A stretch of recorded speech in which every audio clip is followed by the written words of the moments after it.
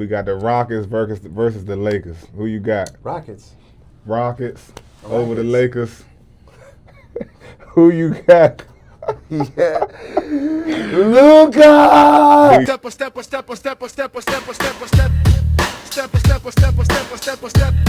Steppa, steppa, steppa, steppa, steppa, step. Steppa, steppa, steppa, steppa, steppa, step. Whoa. Whoa. Whoa. We back, Steppa Skills Sports Betting. You know what it is. Your man Steppa here with the post-game Super Bowl show. We're going to do a little NBA, do a little draft talk. We're going to be all over the place today, man. I got my man Ty in the building. Appreciate you coming back, bruh. Yes, sir. And for the first time, got my man Supa Kool Kat in the building. Yeah, You first know? but not last. Yes, sir. Yes, sir. So, yeah, man, let's jump right into it, man. First topic I want to talk about, Super Bowl, of course. It was a real good game, you know. Come on, don't start lying to the people, bro. You ain't lied to them before. Don't start lying to the people, bro. It was an okay game. It was a decent game, Mm-hmm. defensive game to say the least. 29-13, Seattle held the Patriots scoreless for 3 quarters. 3 quarters they held scoreless. So, first question I got for both of y'all. Did the New England coaching staff do enough to help Drake May? I feel like this is another one of those situations where you don't want to just go directly to coaching. Okay. Because at a certain point, we've been doing this all season. This is the last game of the season. This is the game plan. This is the schematics. You know to protect Drake May, offensive lineman. And you know what we got set for you to do that with. And the coaches also know that left side of the line is struggling. So what do you do? Why are we not, why they not? In-game adjustments. Yeah, in-game adjustments. We supposed to have a tight end over there chipping them or extra blocker in the backfield. It was too much of that going on in the first half where I don't think you had to make it to halftime to see the adjustment. But the thing about this was, like, with their blitzing packages, it wasn't even blitzing like other positions. They were sending a regular 4. Yeah, well, and getting in there. Well, you had early in the game, Seattle was sending Witherspoon specifically on some late exotic, not even super exotic, just delayed blitzes. Shout out to 6 sacks. They just weren't ready. So that's why I opened up with the coaching to see if it was anything that you guys saw that coaching could, before we get to the players, because I got some players I need to point out also. But coaching-wise, I don't think New England were prepared as they should have been or could have been for that Seattle defense. Or can you prepare for that Seattle defense? To feed into what both of you guys are saying, I just think that New England, they wasn't prepared. Not only they wasn't prepared, but they just look stumped.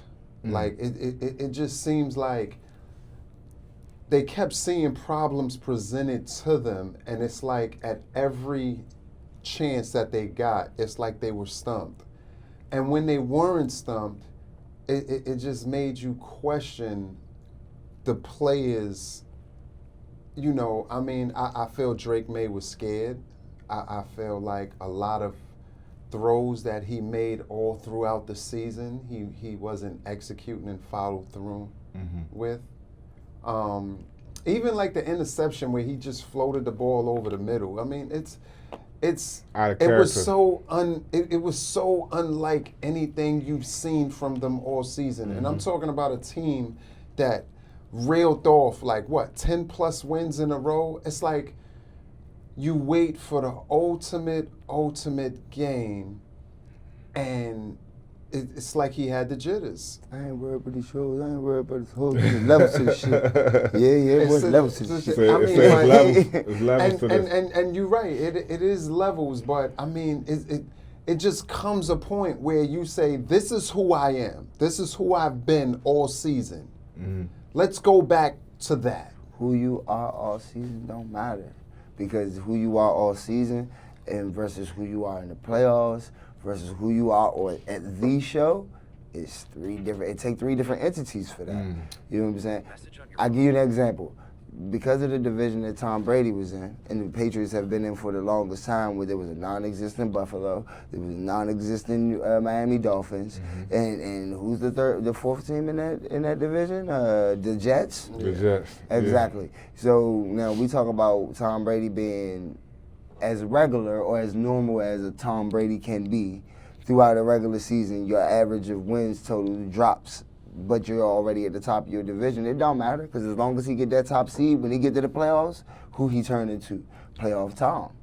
You know what I'm saying? Except for that 1 year. I mean, it's several years with. I think to your point, I was saying like the year that the Patriots went almost undefeated, right? And they breaking all them records with Randy 18-0, Moss, and they end up losing. lost Super to Bowl. my Giants. Yeah, and in Yes, the sir. Super Bowl. So Yes, sir. through Yes, sir. regular season, playoffs, like you said, it's three different Yes, sir. worlds. Yeah. So yeah, that was a I mean, major I point. understand the three different world aspect, but I mean, let's not forget that there was playoff games in between getting to the Super Bowl.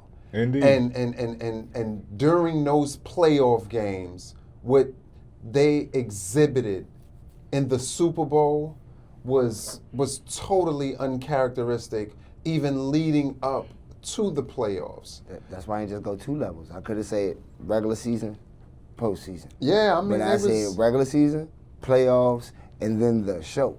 Because now Drake May said he wished that he could just start it from the very beginning. That's his. Well, he got that his opportunity stake to the now. media. Yeah. got that ain't no opportunity telling if he now, gonna right? get to that show ever again. This is next season now. It's not guaranteed. It's not guaranteed you're gonna get to that show to do it from the very beginning. You know. It's So not do you guaranteed. think they got the tools to get back? Not only do they have the tools to get back, but they also have the roster space and the cap space to ensure that they at least in speakings with that, you know, in that conversation. Because they got a lot of cap space. If I'm not mistaken, cap space, they're like 4th in the NFL right now. I think the AFC is going to be, you know, revamped and ready to go next year. It won't be a question to New England's walk to the Super Bowl if they run it back next year. It will look very much more earned going into the next year than it did this year, just given, you know, the teams and what different teams had going on. So you think their schedule was soft? Going into the playoffs, absolutely. And they faced two defenses. They ended up getting past Denver. Bo Nix got hurt. I'm just keeping it real. No disrespect to Houston. We all saw the Houston game. We know what happened in the Houston game, but I put that on C.J. Stroud. It's not like Drake May went out there and shredded Houston's defense. Right. He didn't do that. Right. And then, you know, with the Denver game, score was 10-7. Another defensive bang out, but you had, I mean, one player that I want to highlight real quick since we're here, is Keyshawn Boutte. Over the last 2 games, the divisional game and the Super Bowl, he had 2 catches for 11 yards. 2 catches for 27 yards. That's a disappearing act, if you ask me. What happened? And the targets was there. We know what happened in the Denver game. What's his current salary? I don't know what his current salary was, but Okay, he was a major piece to the Patriots offense to where Denver thought, let's put our highest paid number 1 corner on him and shut him down. Not Diggs, Yeah. but Keyshawn, and I'm talking about his level of play. So to flat out disappear in the past 2 games, y'all beat Denver, but obviously it showed against Seattle. I mean, one catch for 21 yards. Who you are when you just out there playing the game and you just like under the radar, and who you are when teams are actually scheming for you and preparing for you to be on the field. You know, like, cause if like you said, he been spanking since the beginning of the playoffs. Well, not necessarily spanking, but it's the plays that he making. So, okay, against the Chargers, round 1, 4 catches, 4 targets, 4 catches, 66 yards, no touchdown. But it's the plays that he made. It's the way he got the 66 yards. Against the Texans, 3 catches for 75 yards and a touchdown. Okay? Now we talking about Denver. He gets strapped by Patrick Surtain, and then the Super Bowl, I barely knew he was on the field. 5 targets, 1 catch. Yeah. And I mean, So I'm not saying he's the reason why they lost it all. Obviously, we know that. But I'm saying when you got weapons just kind of like disappearing, like we watched Hunter Henry get one pass in the first half, and then he didn't get a target until fourth quarter. You know, so I mean, I don't know. Does Drake may not have enough time? Do that circle us back to the coaches and them not being prepared and making adjustments? And I mean, and that was a big thing that you said earlier, though. Like I do like that statement of the adjustments, putting the bigger tight end for that chip. yeah, Chip do you know, something. but especially while that front four is dragging you. You They know what I'm only saying? sending four. You That's a gotta- recipe for disaster. Yeah, you gotta be able to make it a little more difficult for that front four. But again, well, you could heads or tails if it's the coaching or if it's the players, because at the same time we've been doing this all season. Well, Will Campbell and that left guard, they both rookies, so they've been struggling all year. That's why I don't understand like how we get to the Super Bowl and it's almost like no adjustments being made. I read something about Will Campbell having a possible alleged torn MCL during the game. I'm not buying that shit. I don't want to hear that shit. You know what I'm saying? I just don't. Yeah. That's just me. You know, so I'm pretty much done with the Patriots. If anybody else got something to say on them, I you just wanted to say this.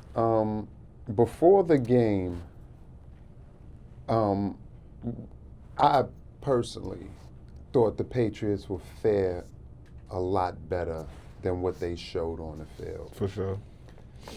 And this is why, like, for me, it starts at the top and it works its way on down. To answer your question, I think the coaching staff, which shocked me, being of the type of cloth the organization is as a whole, it just shocked me that they weren't prepared. They weren't prepared to make adjustments.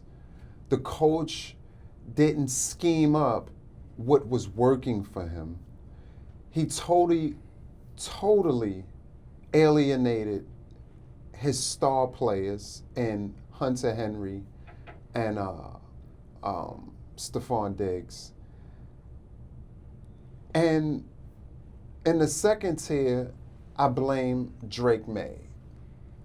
It just looked like he was just nervous on a lot of throws. Like I don't think he got a chance to get he in was motion. like, but if like we could sit here because like we didn't talk about this yesterday because I needed time for it to dissect it, and I went back and I watched it with the sound off, without hearing the sound, without all the hysterics that goes into the sound, and I was just looking at the game, how they were executing from this play. Was it a negative? Was it a positive? What was the adjustment? And it was always ironic that in dissecting the tape with the sound off, every time something happened, it would go to the bench. It would go to the coaching staff. It would almost go to the off-camera shot and then come back in. And I say that to say this. In watching it, it just seemed like when something went wrong, it was like the game script that they had from the beginning, it was like, stay to that, don't get off of that. Stay to that, don't get off of that. Okay, it didn't work the first time, it didn't work the second time. But to see that it doesn't work for 5 to 6 times in the first half, it has to register somewhere with you being the head person making the money that you make. Three and out. And so, like, when I think of it, I just really have to start at the top, minus the owner who was sitting in the booth somewhere. Right. But it started with the coaching staff and both sides of the coaching staff, the defense and the offense. I think the only person who really shined for the Patriots that we failed to give love to is Christian Gonzalez. Like, right, and I wasn't going to forget about Christian Gonzalez for sure. He's up here. He really stopped the game from being this and from this. Yeah, the difference. And I thought Sam Darnold was okay because he had some moments where he just couldn't make the targeted throw. And, that's another topic. But to end on the Patriots, I mean, it was an all-around disappointing performance. I seen players that seemed scared. I seen a coaching staff that was confused. I seen a defensive coordinator who looked like he wanted to argue but didn't know who to argue with. So I mean, it was just disastrous. And I know, Patriot fans, for what they expect out of their team, they could have had a way better showing than this. Way better Absolutely. showing. I agree. Well, if it's anything we could take good from the Patriots, we gave out a parlay before the Super Bowl. Drake made 250 passing yards. Drake made 2 passing touchdowns, and then Drake made 15 rushing yards. He bodied that parlay, that cash that was What at was a plus that? 330. Plus 330. Plus yeah. 330, so hopefully some of y'all got some bread off of that. And I ain't put too much into it. Let me just be honest. When I was quoting it, I was just calling it out because remember, we was just talking about, before you was even here, brother, we was talking about the feel of the game. Yeah. Like before what were the expectations and what would the feel of the game be? And just off of like General GP, off the feel of the game, I just quoted out so many props. Some hit, quite a few hit actually, but we'll have to go back and revisit the tape to see those. But one of the things that hit from the outset, and it, like we were saying, it was a feel. My man said 61 points. I was like, ooh, but I know that would have looked lovely. Yeah, I just knew that the 45. Now you see, they was real adamant about standing at that 45. That was the line that opened up 45-5. Yeah. They was adamant about staying under that. They did do that, but I didn't know. I didn't know it was gonna be too much under that, which it wasn't, but it still was under. An under is an under. Yeah. I mean, you couldn't expect, for the showing that those two teams have been putting on for the season, you couldn't expect it to be low like that. But, I mean, that's just a part of how the game go, because what I tell you, halftime. Halftime, when the score was as low as it was, I said, everybody load up on the over, because right now, Vegas is going crazy. Yeah. Right now is the time. Everybody jump on the over. Yeah. You ain't lying. Did that over hit too at that time? For sure. What was the over at that time? 30-something, right? 35, 36 or something like that. That smashed. Yeah, we knew that was going to get 8. Because like I said, it's the Super Bowl. They ain't going to do that but so many times where we got a very low-scoring Super Bowl. I believe the lowest-scoring Super Bowl I seen was the 2019 jump. For sure. Was the Patriots-Rams. What was that, Patriots, 13-7 or something 6 like or that? 7 or 6 some foolishness. May have been some. I don't remember that score. Y'all probably right, It though. was ugly. But anyway. Yeah, man. So I'll leave the Patriots where they at. Don't you got to get them a... a welcome to, well, you know what? Why not? Why not? The last one of the year. New England Patriots. Welcome to that couch. See ya! Congratulations to the Seahawks on y'all Super Bowl. And now we're going to open up the segment on the Seahawks.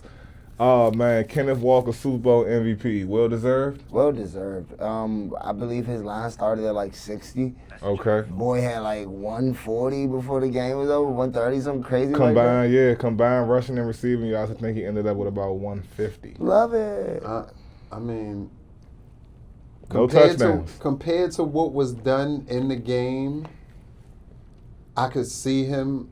I could understand a justification as to why he was the MVP, but I mean, Sean was toting that rock. Man, You couldn't pick anybody else off Seattle's offense, not even Sam Darnold. I'm gonna do the unconventional route. I would say the kicker. Which one? For the Seattle. the kicker or the punter? The kicker. 'Cause no, they the, both- the they person both- who they gotta both kick the kick field lights goal. out. The 5. He was definitely dropping in the Come 5. on, More like- than 3 times. I mean, the kicker had. Let's look at it. He had what? 5 field goals, 2 extra points. So, and from a fantasy standpoint, he was the second highest. Unless your name Adam Vinatieri Yeah, and you on your 4th Super Bowl. But come on, think ain't about really no kickers getting. Think no- about it. no Because MVP. he gave them the lead, in the manner that he gave them the lead, number one, what it did drastically in Seattle's favor was it slowed the game down and it allowed them to milk clock. right. So that basically comes off of the added pressure of them not being able to score. So it's a concerted effort all across the board on the defense. But when you think about the person who put the points on the board, the person when it came down to the end of it, who are we chasing? We chasing this dude Myers' points that was put on the board. It wasn't put up by this guy. It wasn't put up by this guy. It was put up that guy, and it was put up by more than 2 touchdowns. But I like could see you if he said- had 9 points, he scored more than 2 touchdowns. But like you by said himself. last show though, when you asked me if Kenneth Walker III is a good enough back or if he's enough to, run yeah. it. And I mean, that was the deciding factor for real. Seattle don't have as much success. They not getting down the field to be in field goal range without those runs from Kenneth Walker. Agreed. And might I add that no NFL kicker in 59 games of the Super Bowl has won an MVP. Hey, listen, and that's we not li- going to change in this type of. We live in you the know what I'm era of saying? It's not first. gonna change. We live in. Hey, listen. To be first is the most popular thing in this era. Again, you got to Adam Vinatieri. If Adam Vinatieri That- didn't get a Super Bowl MVP out of all the kickers in in history, it's no way. This probably was one of the best performances that a kicker would have if you was going to give him an MVP. This would probably had to be one of the ones. But I feel definitely. like if Kenneth Walker doesn't have north of 140, close to 150 rushing and receiving yards combined, it might go to the kicker. Then you got to think about it. We were one play away from Witherspoon was a pick 6 away or interception away from being an MVP, a defensive MVP. But okay, so He had he had 3 sacks. One of them was a strip sack for a touchdown. So let's use your same That argument. was nasty. Man. What's good for the man. goose is good for the gander. Can we agree? Okay. Take out 3 of those runs by Walker, which was a total of damn near 70 yards. And what are we looking at now? And that's what I'm saying. That's my We point looking at exactly. him. We looking I would at give him. it to the so, kicker. So he did just enough. Yeah, absolutely. And if you look at it even on the scale, you could go back to the playoff games. You had people in the playoff games that were more impactful, but didn't have the same stat line. I mean, but like you said earlier, if I don't get you there, you kicking. You can't kick from the opposing 40. You know what I'm saying? I got to get you to our 35. I got to get you to our 40. How do we? So get you there? don't Kenneth mind Walker? that Kenneth Walker won the Super Bowl MVP? No, I don't. But I don't mind at all. But you wouldn't have minded seeing it going to the kicker wouldn't also. I mean, it could have went to your boy on defense, the guy who had the sacks, Wilkerson. Wilkerson. But I don't like that. I don't like it to go to Wilkerson over Kenneth Walker's performance. I think that performance that he put on and the way that he did it. I even said he was looking like Marshawn Lynch the way he was running the ball. Let's think about the manner and how Wilson played and what it did. Every time he had a big play, it was a drive killer. Every time that New England was in a position, once they got on the side of the 4 or on the side of the 50, and then he was able to come in and make an impactful play. One time that took him out of field goal position. 2 other times that made them punt from basically the middle of the field. Mm-hmm. So you can't just say that, overall, because Kenneth Walker had 3 what? If we want to get down to it, he had 3 explosive plays. Let's say for sake of argument, he had 3 explosive plays that whole game. Mm-hmm. Okay. Those explosive plays didn't come on one drive. They came spaced out in the game. He had 1 explosive play on one drive that ended in a punt.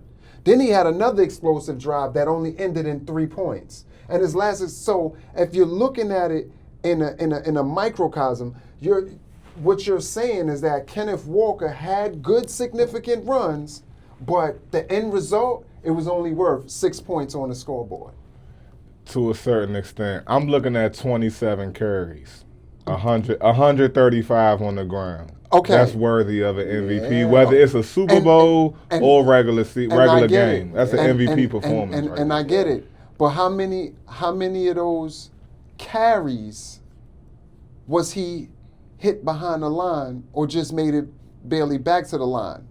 he had just about the same amount of number of those plays, But if see, not that's- more, this the than he thing. had explosive That's plays. the thing. I mean, like you said, this is a team thing that we always gonna go down to. So a lot of these times when he got caught behind the line, he bounced out and turned those into positive yards, whether it may be 1 or 2, but it still wasn't a loss of 3 or 4 the way that it should have been. He did a lot of bouncing out after tackles, after contact, and making a lot of those plays even be possible. Listen, I reiterate it again. I could Yeah. understand And where that's a y'all big part coming of clock from, management. and I don't think there's no wrong in this conversation. Yeah.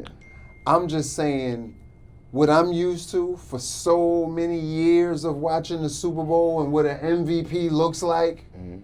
That was I challenge anybody to find a more dull Super Bowl MVP than that. And I only got one that comes to mind. It was not your traditional Super Bowl MVP. And I only think of one that comes to mind. For sure. And that was when the Dallas Cowboys, what was my man on the defense? He was a cornerback or something. He intercepted Dexter something. I can't remember. Oh, that's a but little bit before my Dallas Super Bowl? two Dallas Super Bowl. Way before my time, nothing yeah. about it. That might have Wow. been in Know nothing 90. about it. Yeah, nah, it was Big back TVs. You know what? Dallas Super Bowl? yeah, it was a That Dallas was Super Bowl. 90. That was the know, last Kev. time Dallas, I believe, Steven, won. they talk about it all the time. Was the it last time they even sniffed was the it in black and white? championship. Nah, it was not. Was 96. Oh, man. They get 96. filthy on it. Hey, man. 96. Hey, man, I'm an NFC East guy, man. But they nah. doing the Cowboys dirty, man. But like you said though, like out of all the times that we've been watching football, the one thing that we ain't never seen, none of us, Is a kicking, is a kick- kicker and- MVP. And I'm saying we live in the era of first. Like right now, what Bronny James is the first that played less than 5 That games kicker- in college. that kicker that gonna got a have to guaranteed do- contract. Yeah, it's crazy. With it. So, That kicker so gonna that's have to do, that's a first in history. He's going to have to do a fake field goal and throw a touchdown off the fake play, and have a 60-yard touchdown to win save the Super Bowl game, MVP. to win Super Bowl MVP or some craziness like that. It's Well, going to be- don't get me wrong. While we was watching the game, especially as it was unfolding in the beginning, we were all looking like shit. The kicker might win MVP. The odds was even jumping crazy. Up into the Yeah, third so, quarter. I mean, it's not far fetched. It was like what 12 zip after 3 quarters, or It's 19 just from what we zip. looking at. But even the last run that Kenneth Walker broke, that got called back as a hold. If he breaks that, we're not having this conversation. Oh, absolutely, I agree.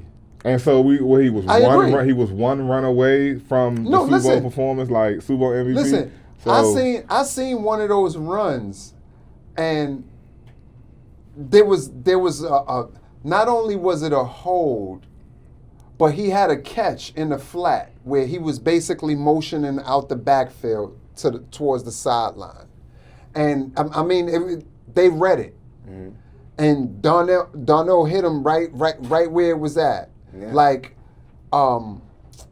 Cooper Kupp, he was blocking before the quarterback even threw the ball. So we even talked about a play we seen before, like when they almost snapped and jumped off sides, Yeah. and how the commentators Yeah. just changed the whole, oh wait, I this thought is that was a neutral zone infraction. it was too. definitely a neutral zone infraction, even when we They let it just looked slide, at it yeah. on review. So it's just things like that, small like little things that just could move the needle just an inch. Absolutely. That could be the determining factors, and it was just like, and that's just the feel I got from it. It was almost like expecting a T-bone steak, and then when you got there, it was Costco's. Oh man, You know. that's unfortunate. You know? That's unfortunate. Like, All right, wait so a minute, let's just unpack this from Costco's. let's segue to this then for Seattle, man. It could be a little bit premature, could be a little bit early, but is this, or could this be the birth of a Seattle dynasty, defensively? I'd say no. I'd say no. I'm very interested, on the Sam Darnold story. Like, I like that part about it. You know what I'm saying? This Super Bowl. You watched Sam Darnold get passed around from team to team. You watched him seem inadequate when he was in the wrong systems, which only shows you that when you are in a certain system, at the end of the day, you're still a professional quarterback. You are still a professional. Absolutely. Once you get put into the right system, that changes, you know what I'm saying, your Unless you your RG3. potential. That changes sure. your potential. For I mean, sure. even if RG3 would have went somewhere else that had a system more designed for him that was willing to give him a starting he chance. gave up. He gave up. Because they gave up on him.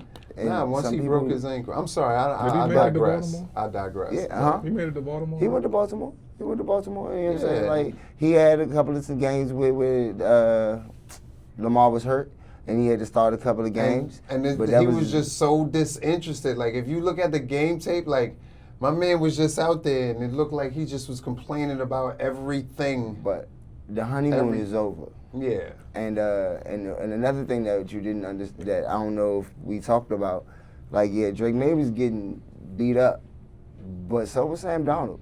Oh, for sure. For sure. They made it home. They made it home. They made it home a few times. I mean, you don't have a game where the score is 6-0 and the other team is just balling out. Nah, that was great You know coverage. what I'm saying? Like, that was downfield great coverage coverage. from Christian Gonzalez, but they was pressuring. Yeah, whether they Listen, was coverage sacks they or was what, one. they still made it home. No, I get it. Pressures are important in the game. But I will say this. Although their pressures were good, they weren't impactful. He done broke out of like 4 tackles. I kind of got to give him that a little He- bit because he I'm done looking at the broke out of, numbers like- now, and it was only actually 1 sack recorded. Exactly. Like, So- he was breaking out of so many. Like, see, they Pressure should was have always had. impactful. Pressure wasn't impactful. The score should have been No, 45. listen to what I'm saying. You know what I'm saying? And that's why I think that's an exaggerated stat. When they get into all this quarterback pressures, how many the quarterback, it's an exaggerated stat because if I'm coming around the edge and I touch you, but they call that a quarterback pressure. But that may have not been impactful to the game. But yet it's called a quarterback pressure. I believe pressure. A quarterback pressure is Pressure a is quarterback pressure. pressure. But what I'm saying is that it's not an impactful stat. It's not a. It's not as impactful as they make it. So yeah, it could be overrated No, to a it's certain extent, it's but not an impactful stat at all. quarterback pressure is pressure's an impactful. impactful. Okay, so It's not an impactful stat. So this is what I challenge, right? If y'all are saying that quarterback pressure is impactful stat, just go over one team, your favorite team, and look at a game by game sketch, and look at the quarterback pressure numbers at the end of the game. At the end of the game, and then go into the actual play of where they got credited with a quarterback pressure, and the result 9 times out of 10 is going to be negative. You could get a quarterback pressure, like the Giants had 4 quarterback pressures on one drive, but the team ended with a touchdown with 3 big plays of over 15 yards. That could just be a rare case for that drive. But Yeah, the but- numbers is there that when quarterbacks are under pressure, their numbers are Dramatically lower different. than what they are. I'm not saying that's not my argument. Well, we talking has about to stats. Let me give you We're context talking on my about quarterback pressure context being on an my important argument. stat. I'm not saying quarterback pressure doesn't affect the outcome of the game, because just quarterback pressure, you can make a quarterback nervous, rattly, times where he would feel comfortable, he's not comfortable. Right. So I get that about it. You want as much quarterback pressure as possible Why? on every day, because the results are more likely to be in your favor when you have more quarterback pressures. Yeah. So how is that not an important stat? And this is how, and this is the way that I'm trying to explain it, is because you can have a quarterback pressure on a touchdown. If you look at most plays that are over 4 seconds, where the quarterback has to run, scramble, or etc., because the duration of that play took 4 seconds, you're going to be credited with a quarterback pressure that may have resulted in a 15-yard game. And that's where we give accreditation to the quarterback. That doesn't mean that we take away from the pressure implemented by the defense. Like Baker Mayfield get that type of credit. Jaden Daniels, Like Lamar you get the credit Jackson. for after pressure, what you do after pressure, you know what I'm saying? So yeah, I'll big up that quarterback for receiving that pressure and moving out the pocket or knowing how to throw a little sidearm just to sneaky get past it. But at the end of the day, the pressure's relevant. Okay, the point that I'm trying to make, let's do X's and O's. What I'm saying is that it's a over exaggerated stat for the simple line is like if we have a receiver and we say he gets 6 catches a game no matter what, right? That's a good thing, right? Mm-hmm. Because we can mark it being a good thing because he has the catches, he has the reception to show for it. Whatever that reception was, whether it was 5 yards, whether it was 10 yards, whether it was 20 yards, there's something to show for that reception. So that shows his value, whether it was on one drive, whether it's on a success of the team of being a decoy, etc. That stat shows that impact. So what I'm saying average is 6 receptions a game. to get 6 receptions. So that means you were a part of the game. You were part of the outcome of the game. You were a part of the influence in the game. Right. You can have a defensive lineman who may get 3-4 pressures in the game, but they ran down his lane. Every time somebody hit him, they was able to bounce off of him. So by your but he's philosophy- walking around with these quarterback pressures. Okay. That's an exaggerated stat that makes a team say, you know what, we can keep him. He has 17 quarterback pressures in the last 19 games. But if you look and if you go back to those 17 quarterback pressures that they're talking about, 15 of them was first downs. I feel like if, by your argument, if you're going to use, like you said, pressures as far as the same thing as receptions or wide receiver receptions, you can make anything obsolete if you want. You know what I'm saying? If you're like, oh, I got 75 carries in a game, but each of them That's was not for obsolete. 1 yard. That's but, actual but, wear and but, but hold tear. on, hold on. But each of them are for 1 yard. You know what I'm saying? Like, so now you saying that that's just obsolete by how many carries you got if all you're doing is getting negatives and 1 yard a piece. Now, or the same thing with the wide receiver. He say if you're a wide receiver, you get 6 carries a game, but each carry is for like 1 yard, then it's just like, so what, you got 6 carries. So you could say, but pressure is different because now, even without me, like in basketball, it's always a stat when people talk about, or it's always a thing when people talk about things that don't show up in the stats. You Right. feel what I'm saying? Certain people do certain things that don't show up in the stats. Right. Now, you're not necessarily paying attention to how that quarterback had to avoid that pressure. But due to that pressure, there's something, he had to make an adjustment. That's what he get paid And to do. everybody can't make adjustments. That's what he get paid. Everybody- And so does a pass rusher. Yeah. But So you can't so knock if the one does pass so rusher. if, but if one does better than the other on a particular play, this is only That's what who I'm got. going That's to. who got the upper hand. Then I just feel like that's at the subjective. time, I just- because I it's feel like And I get it because when you hear it on the surface, it's almost an oxymoron because you say, let's give somebody credit for some. Let's say for instance like this jumping back and forth like you say with basketball, right? They got this thing now, the importance of a player to a team. So you get these Draymond Greens is the perfect example. Not a person that could score 20 points in his own right. Not a person that could do anything terrific or anything that will put him in the top echelon But I'm a threat. of play. But, right, because they introduce all these different dynamics that now make these new things a stat. Like another exaggerated stat.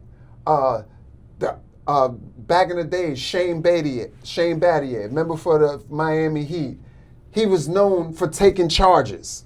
So he had 30-something taking charges and But that's very important. what I'm saying to you is it's important on any given play in any given circumstance. But what about if I got 39 charges on the whole year, but 28 of them came in the first quarter when the game didn't matter. It don't matter. I still got It's 28 turnovers. I'm not saying it doesn't matter. Yeah, I still got Hear me. That's why I Yeah. said when you listen to it on the surface, it almost sounds like an oxymoron. Yeah. But what I'm saying is some of these stats that we're just so willing to out here and throw and try to say that, oh, this is this person's greatness or this is their significance and think they're just exaggerated stats. In my So- personal opinion, and I know that may be pretty harsh for someone, you know, who hasn't played professional sports. I know I'll get all that backlash as well.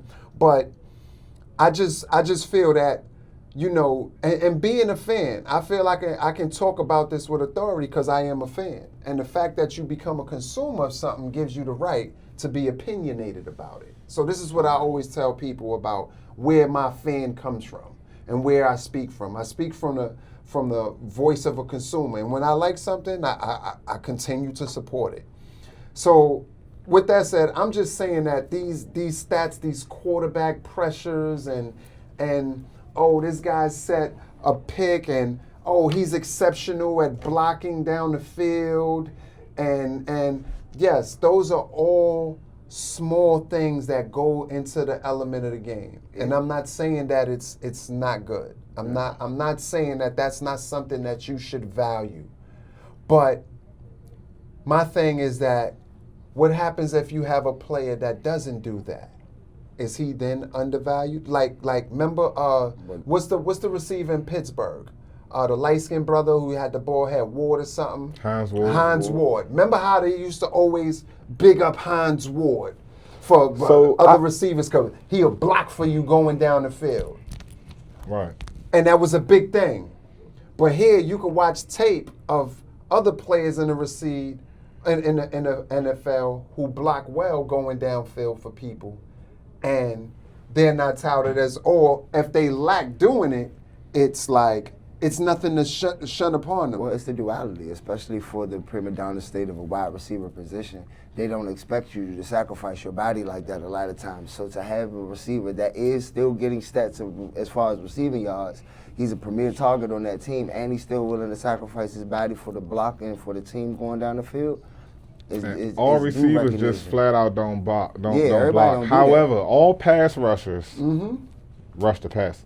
So then we're going to circle back to that real quick. And just with it being such a premier position in the league, you know, Myles Garrett making the money that he make at the edge rusher and the market for him and what they get paid, the stat may be over-exaggerated as far as what the quarterback does, but I mean, quarterback pressure is won the Super Bowl. It's not one without the other. There is no TFL without quarterback pressure.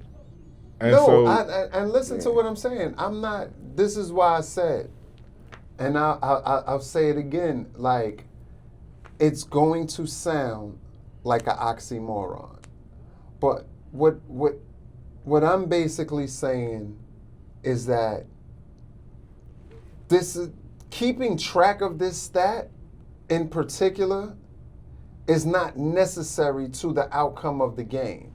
Only during the game. Like right now, as we had this conversation, I have to agree with you. No, but as we're watching the game, as pressure continues, if there's no adjustments, if that is what's causing the game to seesaw, then that is not over-exaggerating. When we watch Seattle time after time send full or delayed blitz, that quarterback pressure is imminent. It's nothing over-exaggerated about that. That is what opened the game up. We watched it straight yesterday. Drake May almost threw 2 picks. So I understand what you're saying, but it's hard for me to lock in because it's like I'm only thinking about the bowl. You making some major points. It's not the same case for every play that the quarterback make, whether he under pressure or not. Sometimes that pressure could be a good thing because you got that quarterback that can get out the pocket and make plays. You got quarterbacks Jackson Dart, Jaden Daniels that thrive off pressure. All right, you know how I can make it more clearer? Just think about the times that you've seen Brett Favre and a Peyton Manning or if you go that far back, a Dan Marino or somebody, think about how many times you've seen a game or watched a game, and when you looked at the final stat line, and it said sacked one time, 6 quarterback pressures, 5 tackles for lost yardage. But then when you look at the stat line, this dude threw for 350 yards, 3 touchdowns, may have even Josh Allen. That's a rare case. But Josh Allen was doing this like Josh Allen did this like every once a month. That's rare. But so my question to you is that how important were those quarterback pressures in that game where this man just outwardly dominated? And that's what I'm saying. In that game, no. But if we would have to go performance by performance, because you're going to get the answers that you want from that game. But if you turn around and say what happened to the quarterback pressures that C.J. Stroud was taking in the divisional round, right? So, and what happened? You know what I mean? So those pressures counted in that game. They wasn't over exaggerated in the game. Listen, but pressures count when they have the suggested outcome. That's with anything, though. Okay, and that's where I feel that you're making your argument from. What I'm trying to say is that if we did not watch the game, if we did not get any inkling of what happened in the game and we looked at it on paper, if we said these were the final stats on paper, Seattle defense, how many sacks they had? 6, right? 6 sacks.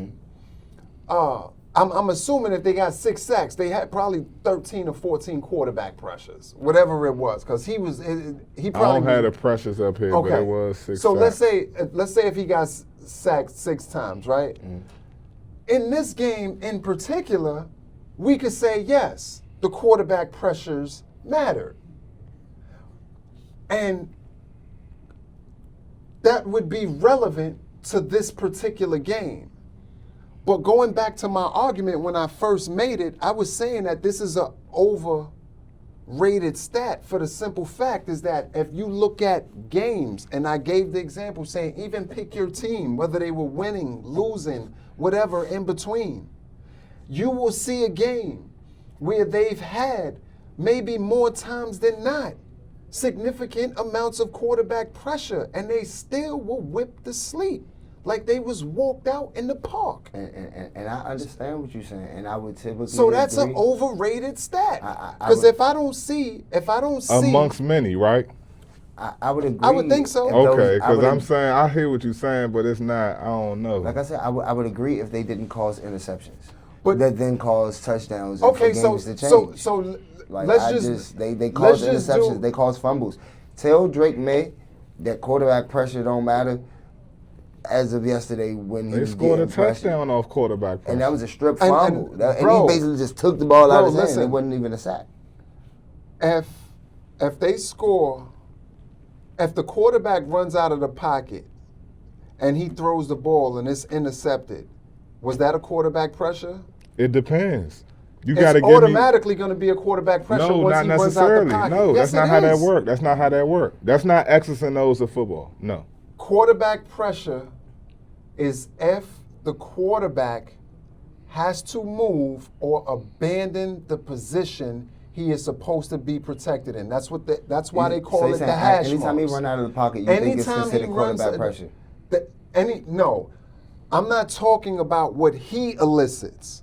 I'm talking about what the defense elicits. So if a quarterback jumps back and he's Randall Cunningham and he decides to run and that's part of his package, like a Lamar Jackson. I'm not saying just because Lamar Jackson ran out the pocket, that's a quarterback. That's not what I'm saying. No, it should be out the pocket. It can't be the hashes. It got to be the pocket or the hash. A quarterback pressure is what. It got to be the what? pocket or the Let me hash. Because the pocket makes up the hashes. But When you're at the inside same that- time, if you come off the field, if we got a kickoff, Right, and you come on the field, the quarterback tell the ref left hash, right hash. right. So the ball is snap, we on the left hash. Ball is Right. snap. Quarterback take a step to the left, it's a quarterback pressure. No, Because it's he's outside, not. so it got to be the hash or the pocket, is what I'm saying. It's the pocket. It's the pocket, okay. So now, once the play is considered a breakdown, is when it becomes, under NFL definition, is when it becomes a quarterback pressure. Okay. Okay. Once they consider the linemen are not holding up, whether it's an edgeman, whether they looped or whatever, once they feel that the play has been busted up And the from defense crossed that causation line of scrimmage. of the defense, it then becomes a quarterback Not pressure. by play design. Elaborate. Elaborate RPO screens because when you have Okay, yeah, because when you you're have a right. screen, the linemen Right, are what? Are you're taught right. not to Not to block at block, all. right. Okay. When you have an RPO, you Right. got guys that got to stand up and block Stand up, because they you got may to have to leave room chip for the before they quarterback leak to out. throw, Right. so they're not an ineligible man. But what I'm downfield. talking about is So- traditionally in the pocket. Right. It's and when then, a quarterback so now, is in even the traditionally pocket or in the You shotgun. got playback, quarterback roll. You got a quarterback rollout. Right. That's not what I'm saying is a quarterback pressure. That's not my Okay. understanding of what a quarterback pressure is. Okay. A quarterback pressure is if the quarterback is sitting in the pocket and they normally say if he has to go past his second read, it's considered a quarterback pressure for the simple fact that he has to bail out unless he got a clean Yeah, 'cause he pocket. ain't got no time. It Unless depends he on got play a call. clean right. So Unless it's he, all about play call to me because it's only one read on the screen. And for whatever formation you go, now we got illegal formation and stuff like that. So if it's only one receiver on the line of scrimmage, he's the only one that can run a route. It's only one read to make. right. So depending on the play, I think nobody's saying nothing wrong. I think we all kind of meeting somewhere on common ground when you say that the actual stat, the statistic Right. of pass rushing can be overrated depending on whichever situation you're going to apply Yeah. it to. I could agree with that. I just feel like with pass rushing being such an elite and prestigious position with pay and, just everything that comes with it, man, it's far from overrated being a stat or a position or for They in gotta my eyes. justify them paychecks, man. You gotta justify them paychecks. Well, everybody And don't do it. make Myles Garrett money. That You do it. gotta justify. That- Everybody ain't sacking nobody Everybody 20 ain't times a making season Max either. Crosby money. Ain't nobody getting 120 tackles a season. Sometimes it's there's not specific always things about that. that It's goes about into situation. these contracts. And so, and this is my thing. This is what it gets down to the meat and potatoes with, is that Myles Garrett gets the type of money he get because we can distinctly determine and tell what his presence on the field does to the game. We can we can we could close our eyes and see this shit on the board, what he does and what he brings. Even if we hear play-by-play announcer and we don't hear it, Myles Garrett up the field, Myles Garrett chasing off the ball. So we know what value he brings. Mm-hmm. But what do you say to somebody who's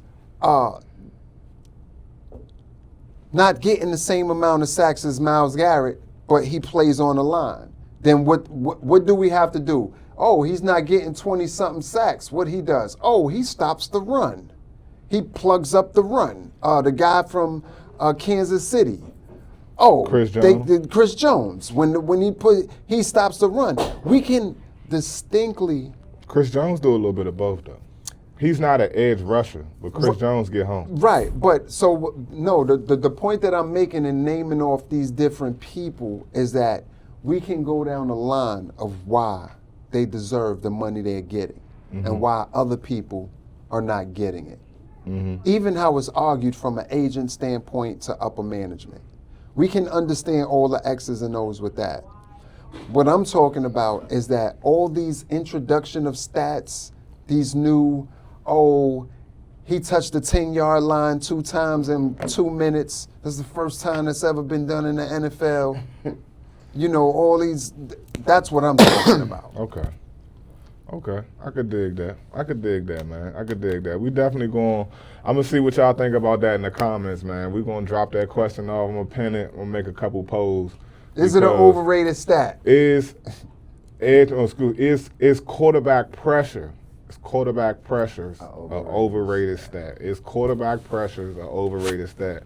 We definitely gonna come back to that. I'm gonna see what y'all think about that in the comments. Last football topic, man, and then we're gonna move on to some NBA.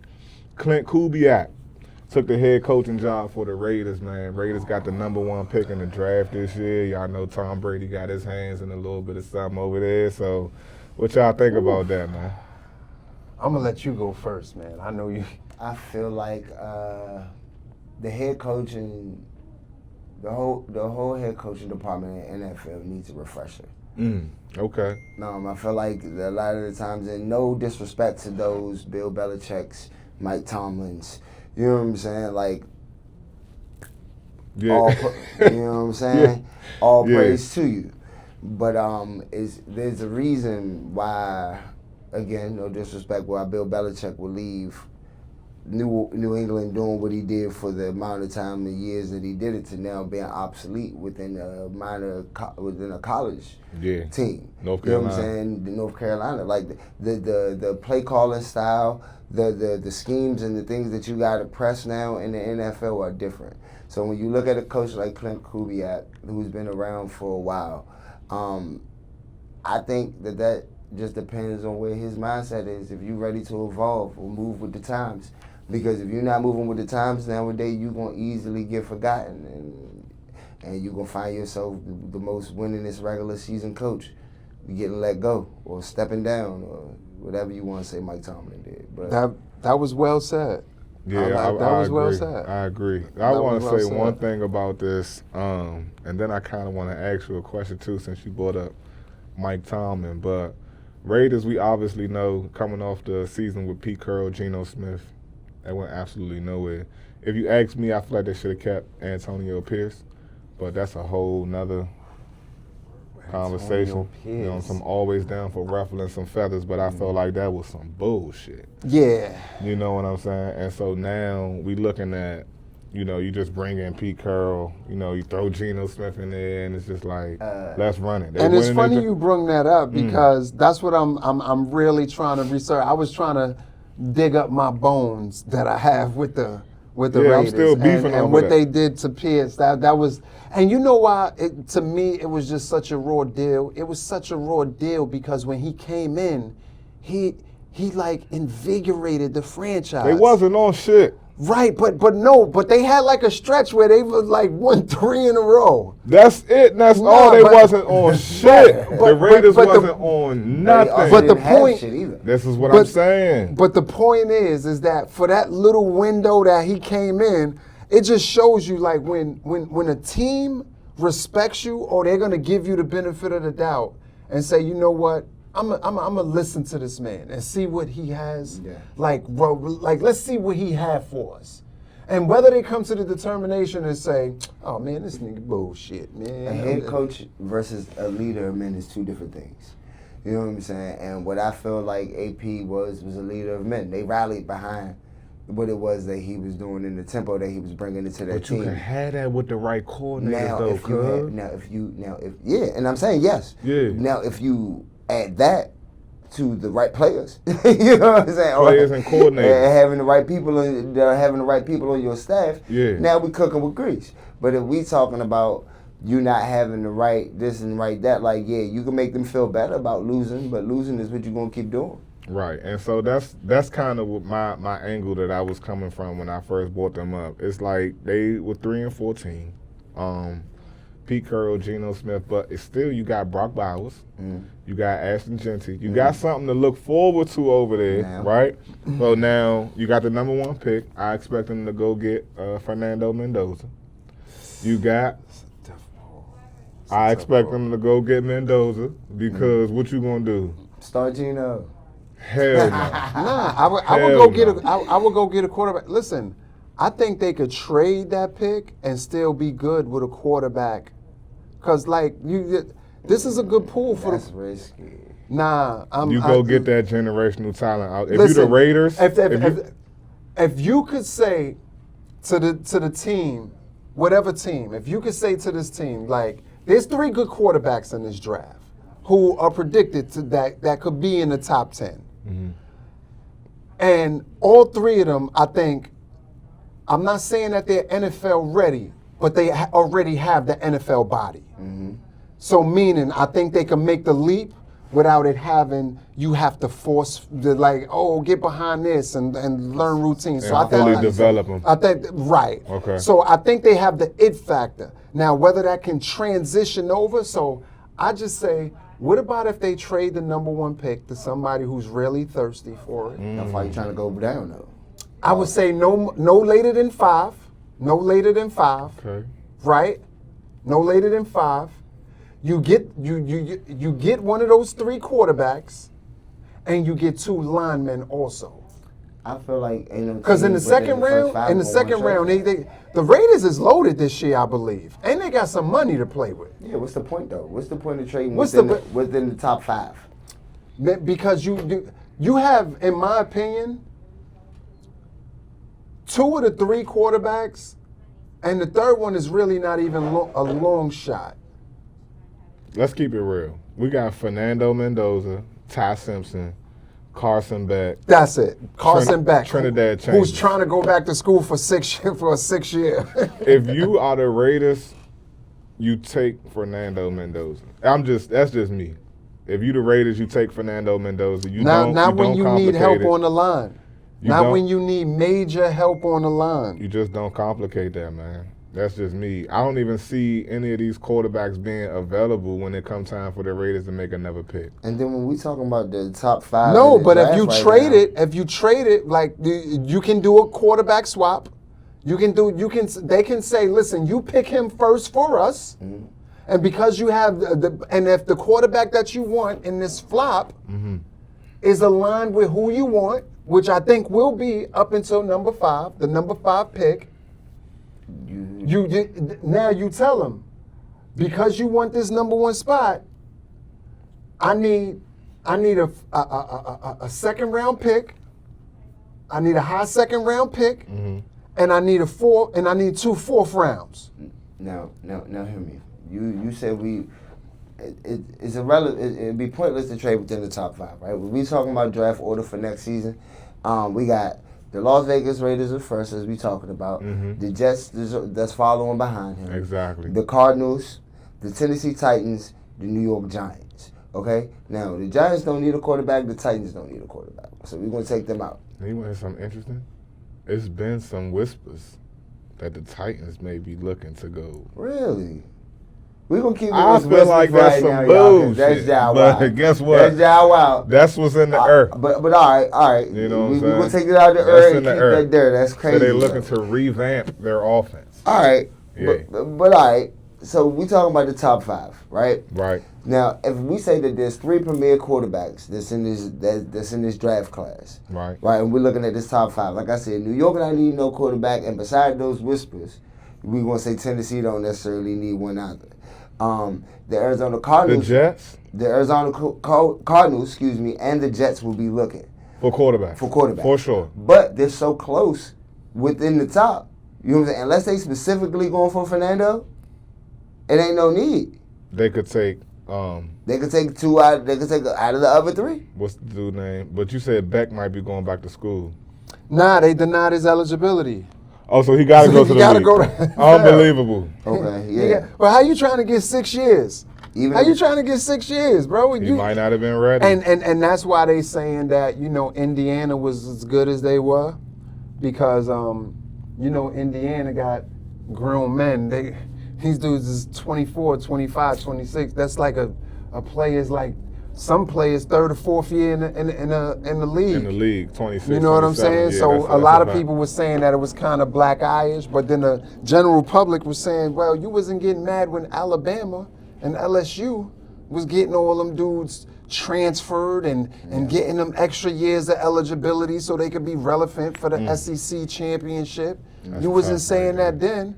Oh man, this is man, you talk about a sports rabbit hole. Yeah, man. Like I said, within the top 10 right now that I'm looking at, it has no need to trade for a quarterback in the higher seat. So it's like they kind of stuck. Well, not stuck in a bad way, but they good where they at. I don't think there should be no need to trade down. if we talking about anybody that need to trade down, you know what I'm talking about us. Yeah, for sure. You know what I'm saying? For I'm sure. all right. And if you don't know who us is, I'm a Commanders fan, ACTC. You know what I'm saying? For right now, we until we go back to the Redskins. Yeah, we don't need a quarterback. But we don't need a quarterback. You know what I'm saying? But good. we need to. Giants good too. Y'all don't need a Yeah, quarterback. Giants don't need no quarterback. Y'all got a quarterback You know what I'm saying? room Y'all over good. that motherfucker. And y'all got like on the sneaky. I think people need to be paying attention to y'all a lot more than they are. Nah, Told not you till they that last change. show, bro. Not till they change that field, bro. I don't care what that. I hear what you Not till they change talking that about, field.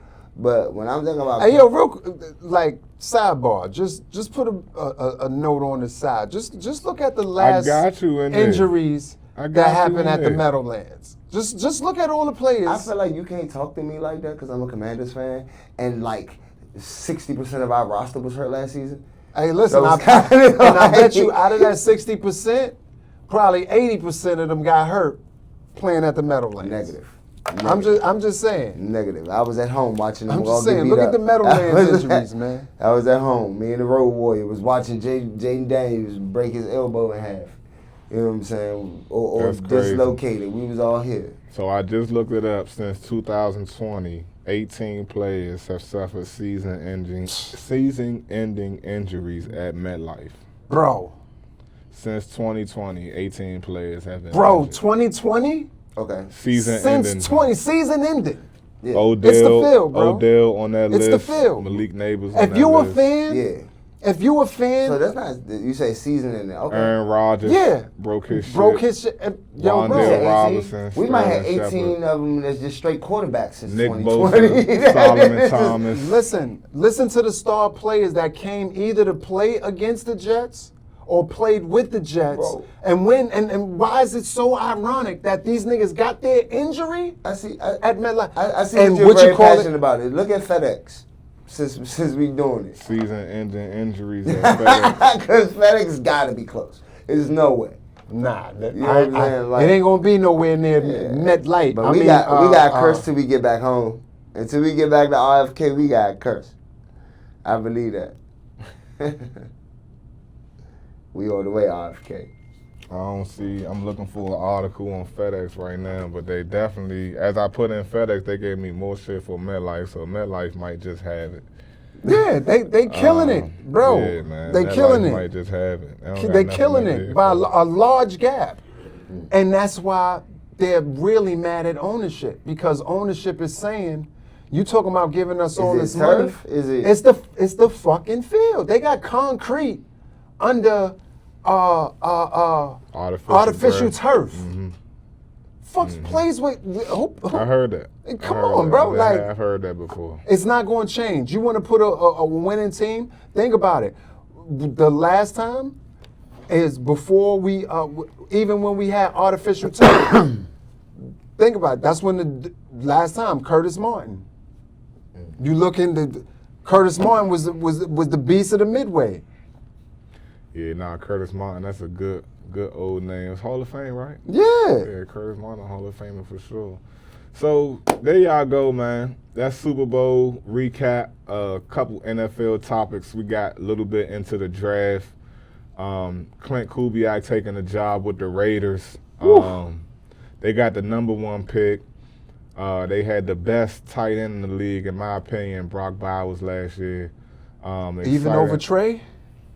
Yeah, Forgot about Trey? Give me Brock Bowers. Yeah. Respectfully. Wow.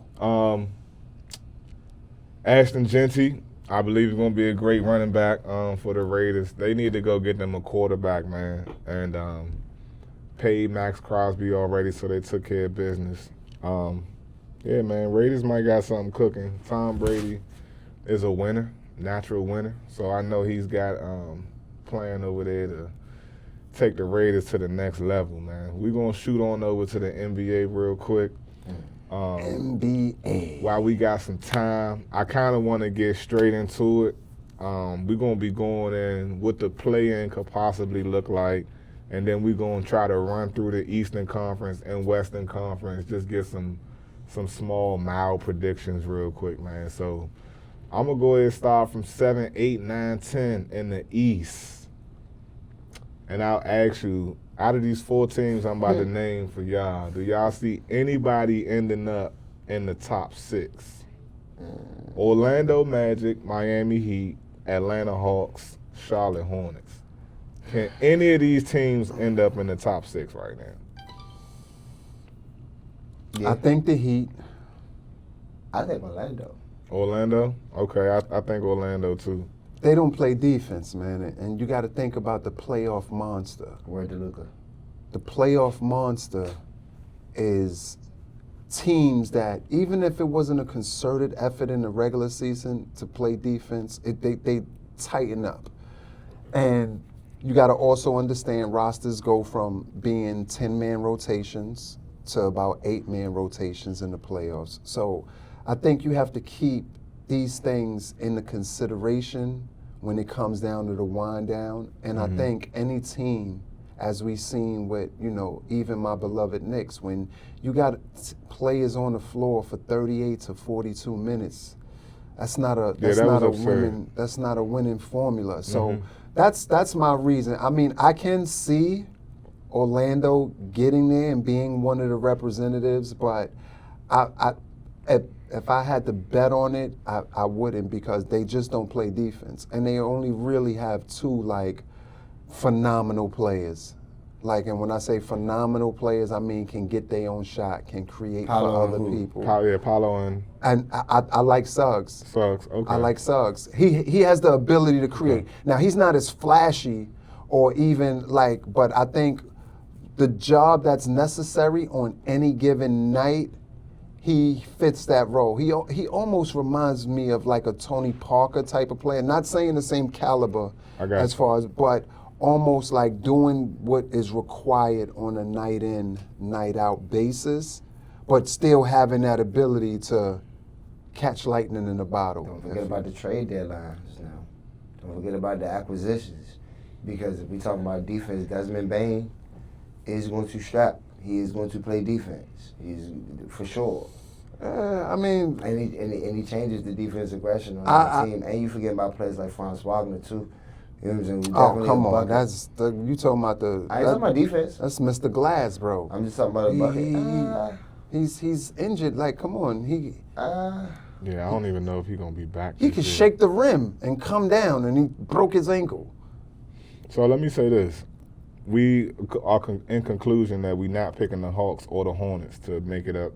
Not the 6. Not the 6 and better. 6, 7, or 8. I'm talking about the 4 teams I just named was play-in teams. So you got the Magic, the Heat, the Hawks, the Hornets. That's your 7, 8, 9, 10. We're talking about the play-in. If the play-in start right now.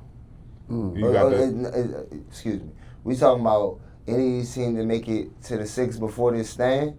Well, not so necessarily, to get out the play-in. Right now, it's 4 teams that's in the play-in. I'm just going Miami. I'm just going Orlando. You're just going Orlando? Yeah, I don't see nobody else making it out of this.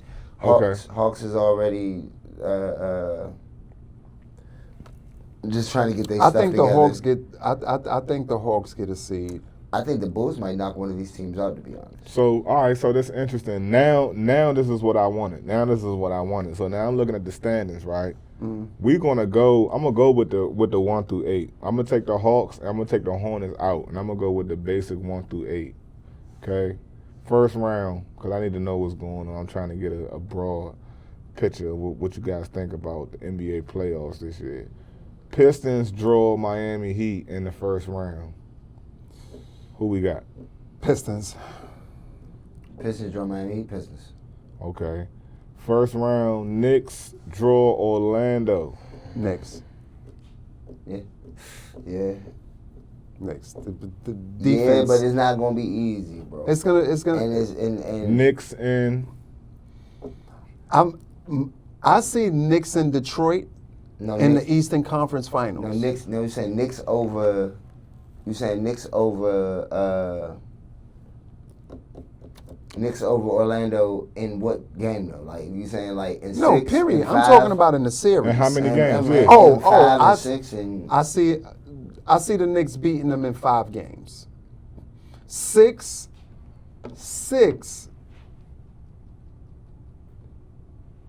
Yeah, because the Knicks will have home court advantage. I could see it in 5 games. I tell you like this. I can see it in 5 games. I tell you like this.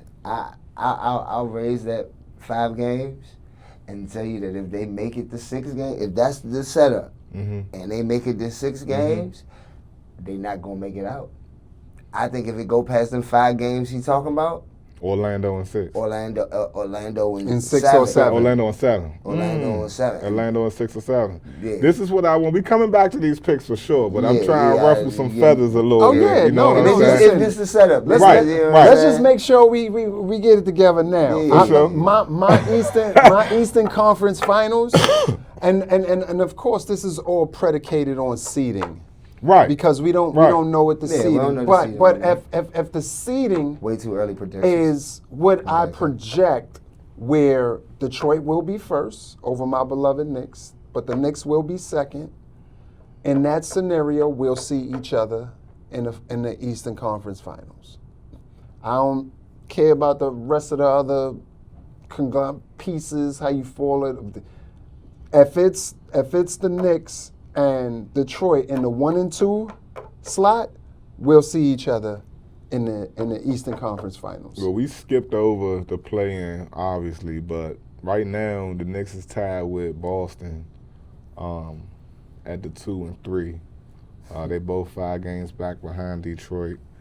But I want to get y'all last 2 predictions on these first-round teams for the East, and then I'm going to jump down to the West while we still got some time real quick. Boston and Philly, first-round matchup.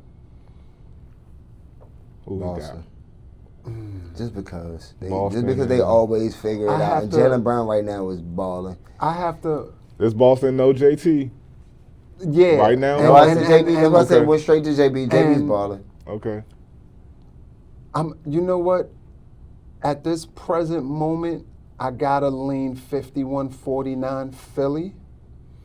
And the only reason why is because it's gonna be predicated on Embiid's health.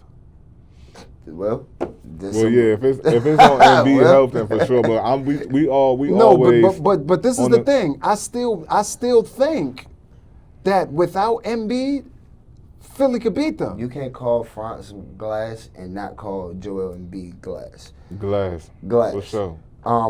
So we'd be looking at a I would say Tyrese chandelier. Maxey. We'd be looking at I would say chandelier. just because it's higher up. No, because it's a little more thicker. I Pause. don't know. Nah, but Tyrese Maxey, that would be a Tyrese Maxey versus Jaylen Brown game. And I think JB just edges Tyrese Maxey a little bit more. I like Tyrese Maxey. I like the heart. But if we talking about what's leading behind these, that's it. They got a nice supporting cast. Is Paul George relevant in this conversation? Not as of now. So as of right But now, he would be back because he on suspension, you know what I'm saying, for the little drug shit. yeah. So Paul George not relevant right now, but let's just say he not there. He not there.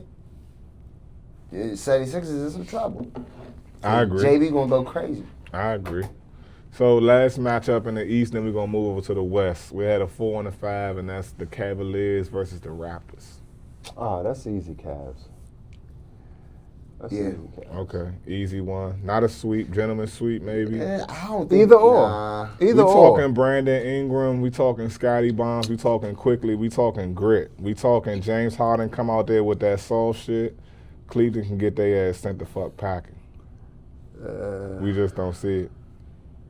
I have a hard time seeing it. Okay. I'm not really here to fight for Toronto. I find Toronto struggling with Evan Mobley and Jared Allen more than they struggle with Harden and Mitchell. Because, I mean, they just got rid of DeAndre Hunter, so who the fuck got B.I.? Yeah, That's all I want to know. yeah. Who got B.I.?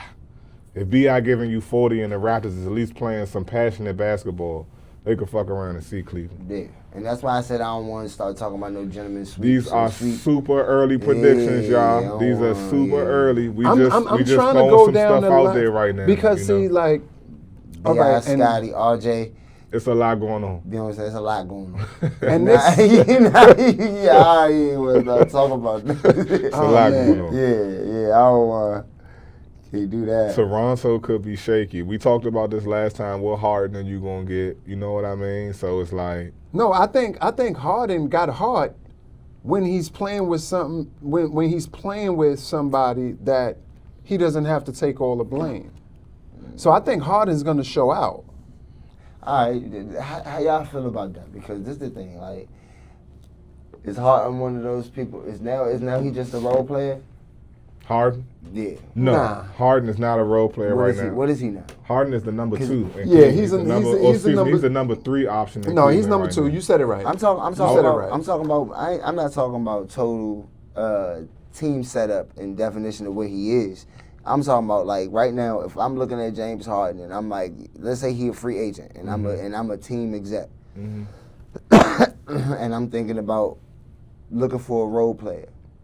So what's your definition of role player? Are we talking about starter or coming off the bench? Because you could be a role player doing both. We're talking about a starting role player, though. Okay, so as long as James Harden going to be starting in the NBA, he's going to always be like a facilitator more than a role player. Right. But if that's his role, then, I mean, of course, he's a role I feel. player. I get what you're saying. But, yeah, he going to always be, if not nothing, a facilitator. But if he gets to a point in his career where he's not facilitating, he's not bringing the ball up, and now he's just a spot-up shooter, that's what I would consider him, like a legit role player. Just stand over in the corner and hit threes. Or, I second that. you know what I mean? But he's I not there second that. yet. He's still very much a part. You know, Yeah, a he's huge still part very of much anybody's part of the offense. process. Yeah, for sure. You for know, sure. so like when one player's not on the floor, the game goes right back through him once again. So, and that's crazy. Like, do you know James Harden is averaging like 38 minutes a game when Yeah, I he's can on see the that. floor? He was a pivotal part of that team before he moved, and they just So- now I started can see winning, that. so it was kind of crazy. For sure. Yeah, they had a rough start to the season, and then, you know, things started to pick up for the team as a whole. I personally don't think that had nothing to do with Tyronn Lue. I'm going to just throw that out there. Not a fan at all. I don't know what the fuck he had going on. I heard it was some big speech or some shit like that, but nah, fuck all that. I think the play on the field, on the court, This is some James Harden and Chris Zubac. Paul. Yeah, backlash. I mean, you gotta think about it, man. You gotta think about it. The whole Chris Paul situation, I just wasn't digging it. Like I said, I might leave that for another show because I might go Yeah, let's too get far into down the it. road that Hey, I'm not listen, really trying man, to go down right now. You know, what I'm God saying? willing, we gonna get active every day with this, man. For sure. And so here's the Even if a deal. motherfucker got to call in, like, yo, you see my face? Yo, listen, I'm here in the Giants game on this terrible field, watching another person be carted off, but I'm here. Here's the deal. You get Harden out of there. Zubac is gone. Yeah. Kawhi is the last one standing from the Paul George trade. So where the fuck does that leave Tyronn Lue? Might be time for him to get the fuck on too. You know what I'm saying? He I'm gonna just be being somebody's Sam Cassell assistant.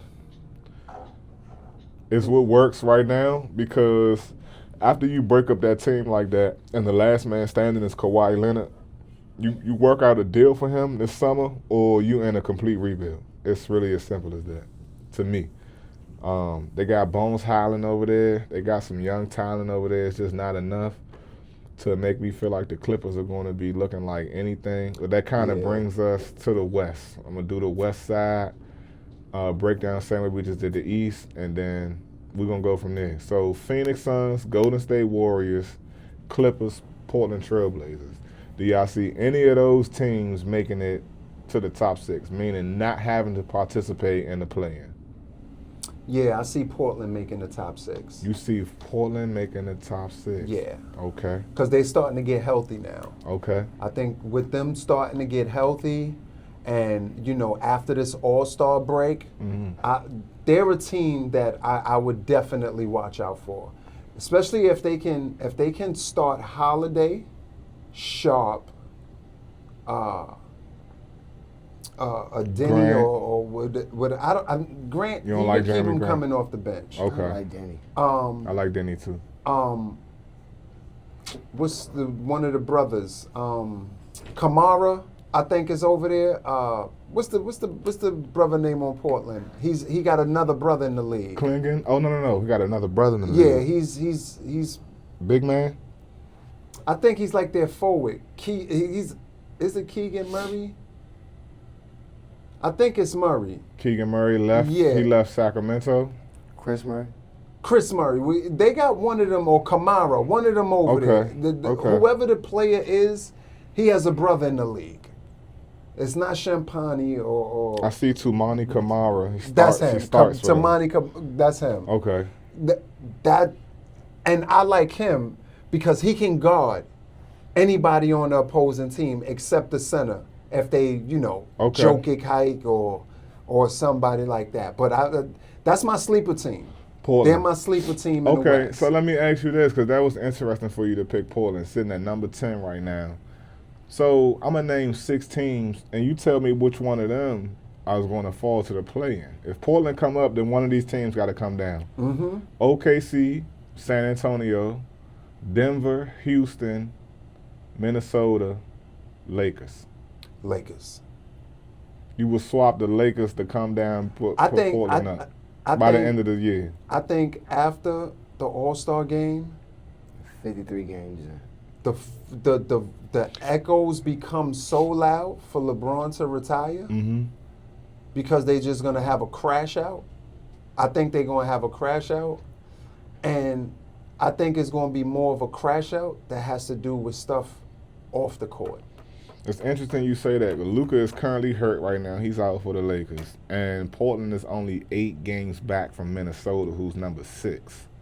So it's not far-fetched for them to make a run and get No. out the play. Hey, listen. So much time left in the regular season. How Charles Barkley say, guarantee. Guarantee? Oh, shit. Guarantee. Okay, guarantee. To my man Chuck, guarantee. We will be coming back to that. All this is I just hope we documented. don't end up looking like Chuck by the end of this. Ty just said it's a Oh, guarantee wow. that the Portland Trailblazers is coming out of the play-in. They will not have to participate in the play-in this year. They gonna get up out of that. Ooh, I wait. personally don't see it, but that's what we They gonna need get up out of to that. get y'all Y'all going gonna crazy really see in the how good I comments, am, man. Y'all gonna really see how good I am with this with this sports thingamajig. So but just- getting back to that, we spoke about it earlier. If y'all ain't cash on that 3+330 parlay, you know what I'm saying? I don't know what to tell you. Something not really talked about as much. What's Bradley that? Beal to the Clippers hasn't been talked about. Man, Bradley Bill's done. Well, If Bradley Beal done, then Clay done. They got the same. They time. both done. here's the deal. They both done. I'm not even going to put Bradley Beal and Clay Thompson. Yeah, I'm not going to do that. They just can't go in the same conversation Why? together for me. Now, Period. today, Period. why not? Period. Why? Bradley Beal is not a champion. Never. Not at all. So okay. I could, yeah. I mean, if we I'm talk just- about it, all. we fine. He- Bradley Beal don't have nowhere near as many 3-pointers made as Klay Thompson. Nowhere near as many made 3-pointers attempted as all Klay I'm Thompson. speaking of, I ain't talking He about has overall never career. been. Well, I'm talking about job within the team right now. job within the team right now. Job within the maybe, team maybe right now, not. that's all I'm What's saying. Bradley Beal's job with the Clippers? Is he even active? And that's why I'm asking about that. Because That's Klay more so Thompson what I'm is worried active about. for the Mavericks. Facts, but he also been there since last season.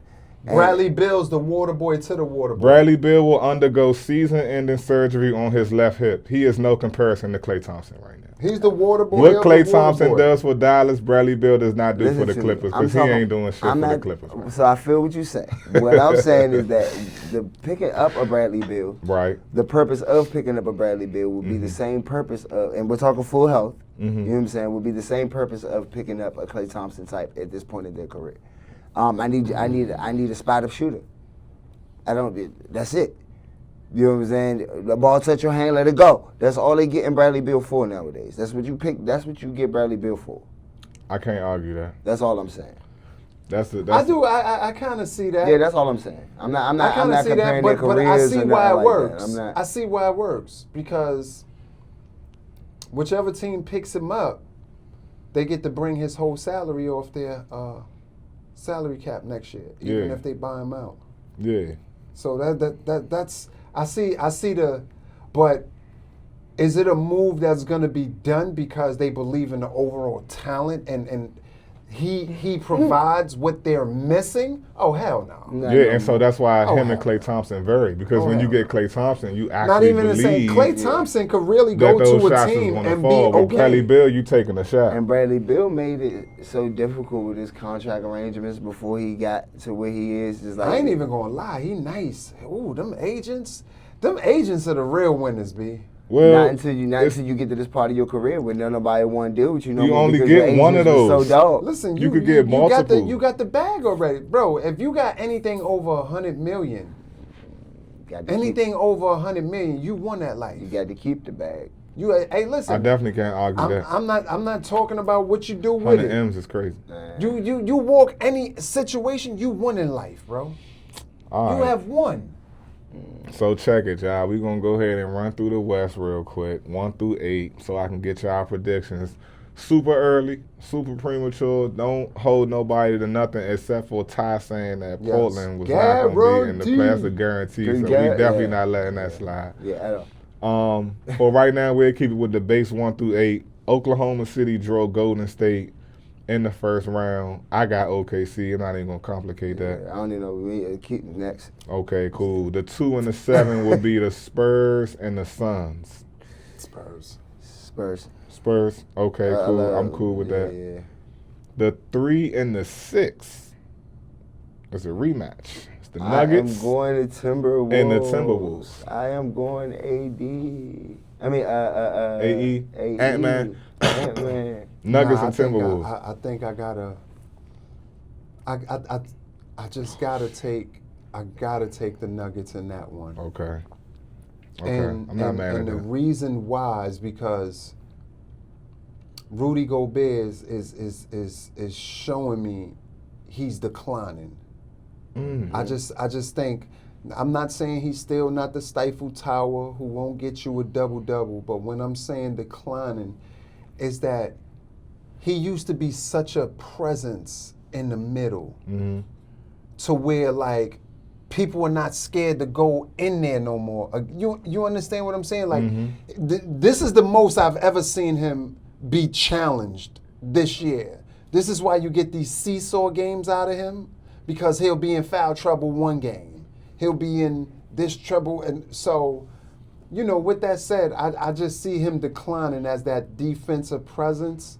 So I got to take the Nuggets. I'm with Denver you. over Minnesota. I'm with you with the talk as far as the decline of the Stifle Tower of Rudy Gobert. I'm not a big advocate for Rudy Gobert. I'm not. Oh, I already know. You see me, I'm over here quiet. I be damned. Yeah, I'm not a Rudy fan. You know what I'm saying? Right. It's been Rudy biscuits for a couple years now. Right. For sure. But with that being said, I also feel the same way about Jamal Murray right now.